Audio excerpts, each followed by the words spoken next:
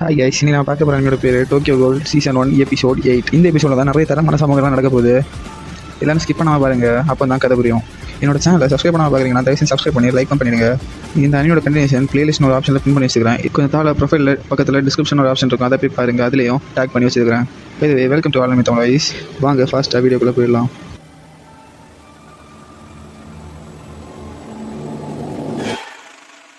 இந்த அனியோட ஸ்டார்டிங் சீனில் சிசிடி மோஸ் 2 தான் காமிக்கிறாங்க. அவங்க 20th வார்டில் நிறைய அண்டர் ட்ரைனேஜ் சிஸ்டம் தான் இருக்குது. கண்டிப்பாக கோல்ஸ் எல்லாம் இதுதான் டிரான்ஸ்போர்ட்டுக்கு யூஸ் பண்ணுவாங்க. அதனால நம்ம அந்த ரேபிட் பொண்ணையும் குட்டி பொண்ணையும் கண்டுபிடிச்சிடலாம் அப்படின்னு சொல்கிறாங்க. போகும்போது 2 சூல்கேஸும் ஒரு பேக்கையும் கொண்டு போகிறாங்க. இதை லைட்டாக கவனிச்சு வச்சுக்கோங்க.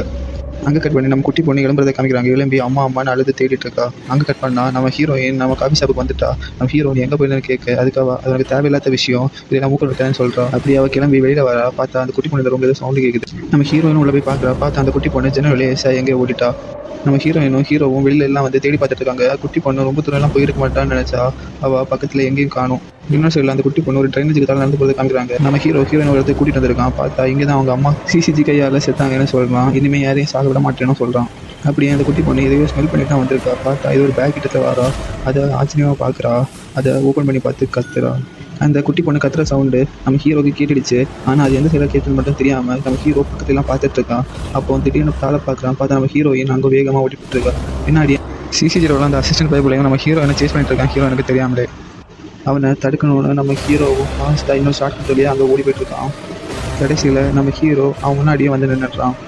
நம்ம ஹீரோ கிட்ட அவன் கேட்குறான், நீயும் அந்த ரேபிட் மாஸ்க் கூட தானே சேர்ந்து வேலை பார்த்துட்டு இருக்கேன்னு. நம்ம ஹீரோயினை எப்படி அவன் ரேபிட் மாஸ்க் கண்டுபிடிச்சான்னா நம்ம ஹீரோயின் போகிற ஸ்பீடு அவள் போன மாதிரி இருந்துச்சு. அதனால அடுத்த சீனில் அந்த குட்டி பொண்ணு தான் காமிக்கிறாங்க. அவள் அந்த பேகையை வச்சு அழுதுட்டு இருக்கா. ஹீரோயின் அது என்னன்னு கேட்குறா. அதுக்கு அந்த குட்டி பொண்ணை அழுதுட்டு அது என்னோட அம்மான்னு சொல்லிடுறா. அதில் நம்ம ஹீரோயினோட மனசே உடஞ்சி போச்சு. இப்போ நம்ம ஹீரோயின் அந்த குட்டி பொண்ணை ஆறுதல் படுத்த அந்த குட்டி பொண்ணை கட்டி பிடிச்சிக்கிறா. நம்ம ஹீரோயின் திடீர்னு ஏதோ சென்ஸ் பண்ணுறா. பார்த்தா அந்த சைக்கோ சயின்டிஸ்ட் வந்துட்டு இருக்கான். அவன் கையில் 2 சூல்கேஸ் வச்சிருக்கான். அது லைட்டாக நோட்டீஸ் பண்ணிக்கோங்க. இன்னொரு சைடில் நம்ம ஹீரோ மாஸ்க் போட்டுட்டு அவன் முன்னாடி வந்து நிற்கிறான். வரும்போது அந்த குட்டி பொண்ணோட அம்மாவை கொன்னதை பற்றி சந்தோஷமாக பேசிகிட்டே வரான். நம்ம ஹீரோயின் அதில் கடுப்பாகி அவளோட காகுனேவை அவேக்கன் பண்ணி கோவத்தோட இல்லையில் போய் நிற்கிறோம். அடுத்த சீனில் நம்ம ஹீரோ காமிக்கிறாங்க. அவன் அந்த அசிஸ்டன்ட் பேங்க் சண்டைக்கு போயிட்டுருக்கான். இருந்தாலும் நம்ம ஹீரோவில் அவன் மேலே ஒரு கை கூட வைக்க முடியல. ஒரு கட்டத்தில் நம்ம ஹீரோ ஒரு அடிச்சிடுறான். பார்த்தா அடுத்த செகண்ட் நம்ம ஹீரோ அவன் தூக்கி தரையில் அடிச்சிடுறான். நம்ம ஹீரோட சங்கம் மிதிச்சிட்டு இருக்கான். அப்போ நம்ம ஹீரோ சூப்பராக ஒரு பேக் ஃபிளிப் அடிச்சு அங்கே எஃப்ஸ் ஆகிடுறான். உனக்கு ஃபைட் தானே பண்ணணும்னு அவனோட சூக்கெல்ஸை ஓப்பன் பண்ணி அவனோட குயின் கேவை அவேக்கன் பண்ணுறான். ஆக்சுவலாக இது அவங்க குயின் கேன் தான் சொல்லுவணும். நான் தான் காகுனேன்னு சொன்னால் அவங்களுக்கு டக்குன்னு புரியும்னு சொல்லிட்டு இருக்கேன். இன்னொரு சைடில் சைக்கோ சயின்டிஸ்ட்டு நம்ம ஹீரோயின் ஃபைட் பண்ணிட்டு இருக்கதான் காமிக்கிறாங்க.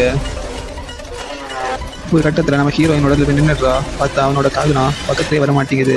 ஏன்னு பார்த்தா அந்த இடம் வந்து ஒரே மதிலாக இருக்கிறனால அவன் காகுனா சுற்றி வளைச்சி எங்கேயும் மாட்டிக்கிறது. நம்ம ஹீரோயினும் ஃபாஸ்ட்டாக போய் அவன் அட்டாக் பண்ண பார்க்குறான். அவன் இன்னொரு சுற்றி தடுத்துட்டு இருக்கான். ஒருத்தர் நம்ம ஹீரோயின் அவனுக்கு சரியான ஒரு அடி கொடுத்துருக்கான். அவன் செவத்துலேயே அடித்து ரத்தம் வைக்கிறான். அப்புறம் அடுத்த சீனில் நம்ம ஹீரோ தான் காமிக்கிறாங்க. அசிஸ்டன்ட் சொல்லிட்டு வரான், உங்களால் எவ்வளோ குடும்பம் அனாதையாக இருக்குது தெரியுமா? நீங்கள் பாட்டுக்க மனுஷங்களை சாப்பிட்டுட்டு போயிடுவீங்க.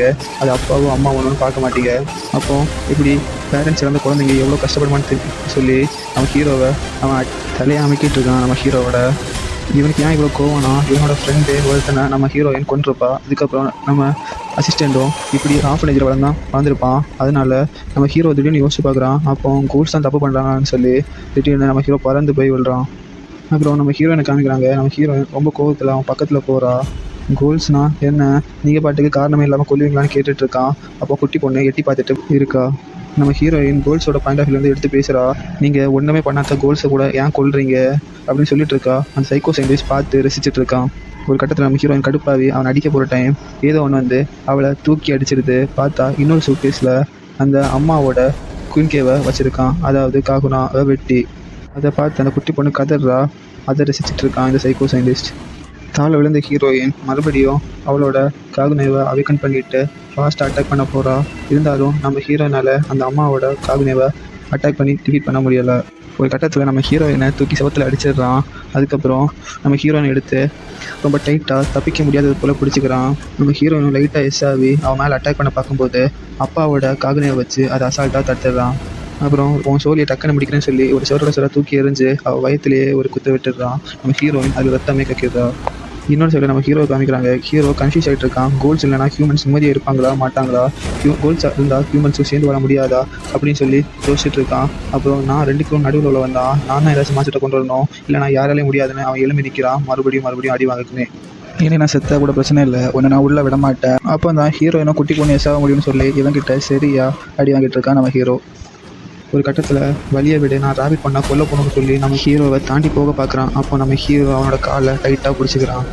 இப்படியே விட்டால் சரியாக மாட்டேன் உன் சொல்லி டக்குன்னு முடிச்சிடறான்னு சொல்லி அவனோட காகனை வச்சு நம்ம ஹீரோட தலையிலே ஒரு அடி வச்சிடறான். இப்போ தான் ஒரு தரமான சம்பவம் நடக்க போகுது. நம்ம ஹீரோ அவனோட மாஸ்கில் உள்ள சிப்பை ரிமூவ் பண்ணிவிட்டு இந்த ஒரே ஒரு வாட்டி மட்டும் எனக்கு ஹெல்ப் பண்ணேன் அவனோட க்ரஷை கூப்பிடுறான். அடுத்த சீனில் இவ்வளோ நாளாக பயந்து ஓட்டிகிட்டு இருந்தவன் திருப்பி அடிக்க தொடங்கிடுறான். அவனால் தாக்கே பிடிக்க முடியாத அளவுக்கு நம்ம ஹீரோ மாசாக காகனே அவேக்கன் பண்ணி ஃபைட் பண்ணிட்டு இருக்கான். அது கொடுத்த அட்டாக்ல அவன் ஆப்பனண்டோட காகனே உடஞ்சே போயிடுது.